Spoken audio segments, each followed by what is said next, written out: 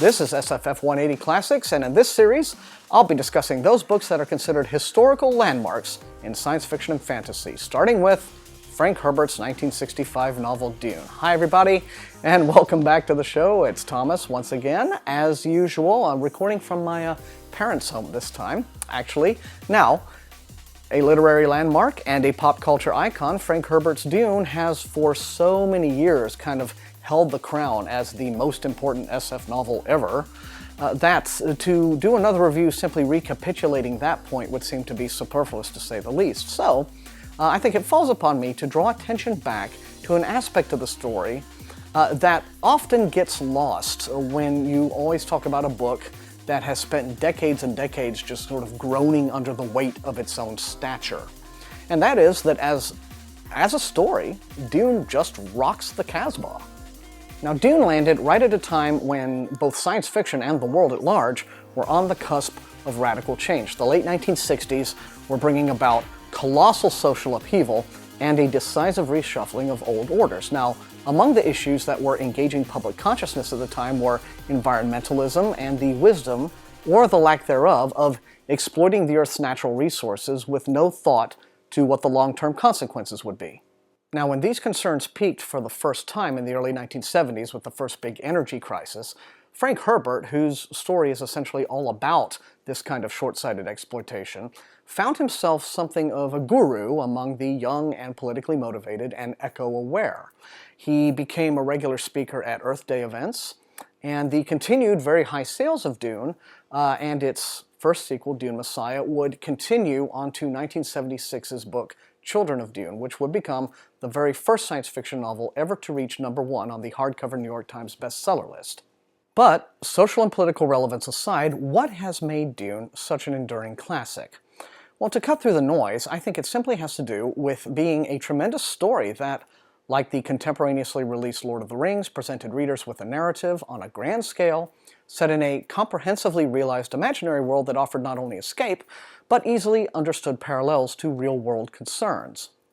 Now, in Dune, Herbert gave us an archetypal hero of noble birth who loses everything, only to gain a world and a sense of his true greatness, once his quest for vengeance is tempered by his connection to that world and his desire to preserve it and its peoples from the ravages of ruthless greed and corruption.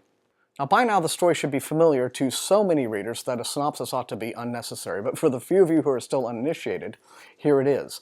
When the noble house, the Atreides, is given governance of the distant desert planet Arrakis, its patriarch, Duke Leto Atreides, knows all too well that he is walking into a trap set by their rivals and distant blood relations, the Harkonnens, who are themselves patsies of the Emperor. The goal is to bring down the Atreides utterly, removing a powerful and influential voice among all the noble houses that has been the Empire's biggest stumbling block to maximizing profits from the spice melange, a vital resource unique to Arrakis that cannot be synthesized. If catastrophe befalls Arrakis under the Atreides government, such that it affects spice production, not only will the Atreides be out of the way, but those, like the Harkonnens who have hoarded spice, can demand massively inflated prices. Leto does his best to stay one step ahead of his enemies, but, following betrayal and tragedy, Leto's concubine, Lady Jessica, escapes into the desert with their 15-year-old son, Paul.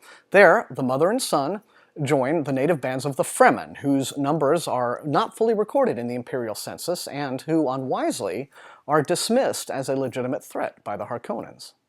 Paul's journey from boy to man to Messiah draws upon a number of cultural influences, and Herbert also acknowledges the way in which saviors don't just happen, they are made. The Bene Gesserit, the all-female school of philosophers and telepaths and mystics who have trained Lady Jessica from childhood, have been seeking what they call the Kwisatz Haderach, a male who is capable of using their mental disciplines to bridge space and time, as it were. Now, in Herbert's future, people have been seeking to enhance and perfect their mind, their mental disciplines, because in the past there has been war as a result of artificial intelligence kind of getting out of hand. But in giving birth to Paul, instead of the girl that they had demanded, and presumably that's something that the Bene Gesserit could have had control over, Jessica has angered them because they hoped to avert disaster by marrying a female Atreides to a Harkonnen male heir. Now, is Jessica being incredibly presumptuous here? Does she dare to think that she could bear the Kwisatz Haderach? And yet the Bene Gesserit are not so angry that they haven't tried to take advantage of the situation. Jessica learns that the Order's propaganda arm, the Missionaria Protectiva, has been at work, sowing anticipation of a savior among the locals. From the moment the Atreides arrive on Arrakis, she hears Paul called the Mahdi and the furtive whispers of the natives. Now, the Mahdi happens to be the name of Islam's prophesied savior, and the name Paul chooses when among the Fremen, Muad'Dib, sounds like Mahdi. Now, thematically, Paul's scenes among the Fremen are some of the sharpest commentary that Herbert makes in the book. While he makes it abundantly clear that while everyone from off-planet is eager to wage war over possession of the spice, Arrakis' real precious natural resource is water. The Fremen consume spice like it isn't even a thing, but any drop of water, even a teardrop, even the tiniest drop of liquid, is considered beyond worth its weight in gold. Wrecking the environment and all the elements in it that we can't live without, while in the short-sighted pursuit of only those resources that bring vast wealth in the short term, has long been a talking point of the environmentalist movement. And today, over 4 decades after Dune came out, with our present-day world facing monumental climate change, the book seems more timely and relevant than ever. I think you'd have to be a blind fool to deny that Herbert's world building here has influenced essentially every epic-scale science fiction and fantasy series to follow. Herbert created what was, in 1965, the most complex backdrop of politics, economics, religion, science, philosophy, and culture to inform an SF novel to date. With a rich cast and imaginative fauna like the legendary sandworms informing his creation, Herbert wrote a quintessential adventure saga that was, and still is, as thought-provoking as it is purely enjoyable. Now, for first-time readers, though, Dune takes a bit of acclimating. And this is pretty much regardless of any previous exposure you may have had to the universe through its movie adaptations, about which the less said the better. The book has a writing style that is accessible yet literary, that respects its reader's intelligence, which is, frankly, something the publishing world of 1965 did not expect from science fiction. Dune, incidentally, was rejected by pretty much every major publisher at the time. They complained that it was too long and confusing and too complex, too cerebral. Nobody would get it. They didn't get it, so nobody else would. The book ended up coming out from a company called Chilton, who do automotive manuals. Now, there are some dated literary devices in there, like hearing the characters' internal monologues. That's not really done very much anymore. It's not in vogue.